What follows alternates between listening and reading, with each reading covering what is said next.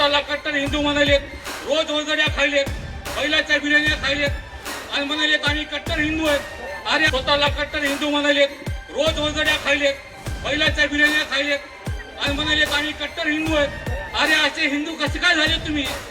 त्यांना मला म्हणायचे अरे मांगो, अरे मांगो कुछ और मांगो, मांगो कुछ और मांगो। तुम तो आरक्षण का वर्गीकरण मांग रहे हो, अरे मांगो कुछ और मांगो। तुम तो आरक्षण का वर्गीकरण मांग रहे हो, अरे बिरयानी मांगो, वजड़ी मांगो, ये देंगे ना। मगर जब तक बाबा साहब अम्बेडकर का भीम सैनिक जिंदा है, आरक्षण का उपवर्गीकरण हम होने नहीं देंगे। सर्व महापुरुषांना त्रिवार अभिवादन। या ठिकाणी उपस्थित असलेले पूज्य भंते आणि या मोर्चाचं नेतृत्व करणारे आमचे मार्गदर्शक माननीय आनंदराज आंबेडकर साहेब यांच्या कार्याला जय भीम। बांधवांनो, आज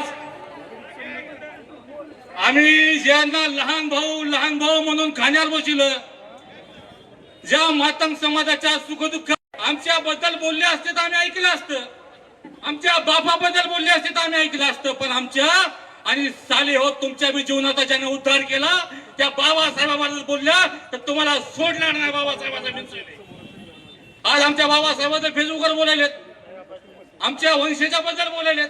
अरे एकच वंशज बाबासाहेबाचे एक जे आहेत, या देशामध्ये ओरिजिनल वंशज जर कोणी असेल ते बाबासाहेबाचे वंशज इथं बसलेले आहेत, दुसरं कोणी वंशज नाही आणि होऊ बी शकत नाही।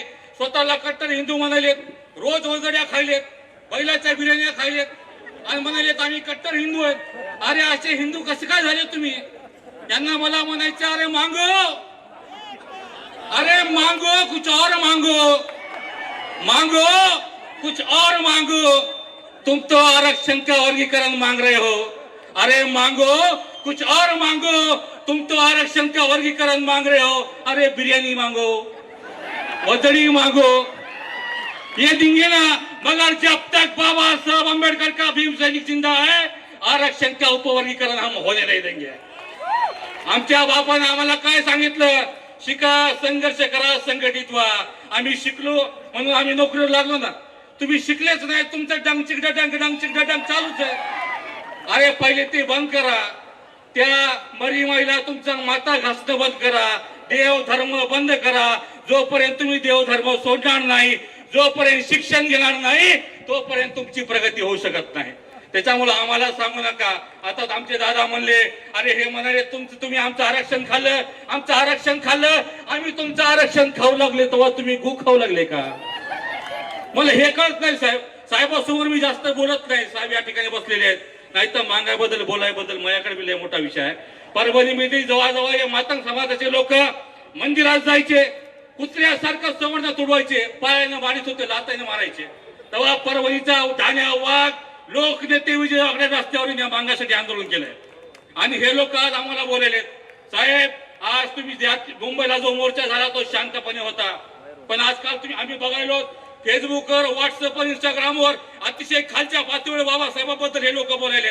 अतिशय शांत मोर्चा मुंबईला झाला साहेब। याच्या पुढचा मोर्चा जर असेल तो क्रांतीचा मोर्चा तुमच्याच नेतृत्वामध्ये झाला पाहिजे आणि तो मोर्चा जेव्हा निघाल तेव्हा या मांगाला चाबत करणार साहेब। आम्ही या ठिकाणी सांगतो, मला आयोजकांनी बोलू दिलं, हे आरक्षणाचं उपवर्गीकरण तुमचा बाप, तुमचा आजोबा, पणजोबा कोणी जरी आलं तर आमच्या बाबासाहेबाचा वंशज होऊ देणार नाही। त्यांच्या पाठीमागे आम्ही खंबीरपणे उभे आहेत एवढाच बोलतो आणि सर्व कृती समितीचे मी आभार मानतो। मला बोलू दिल्याबद्दल धन्यवाद। जय भीम।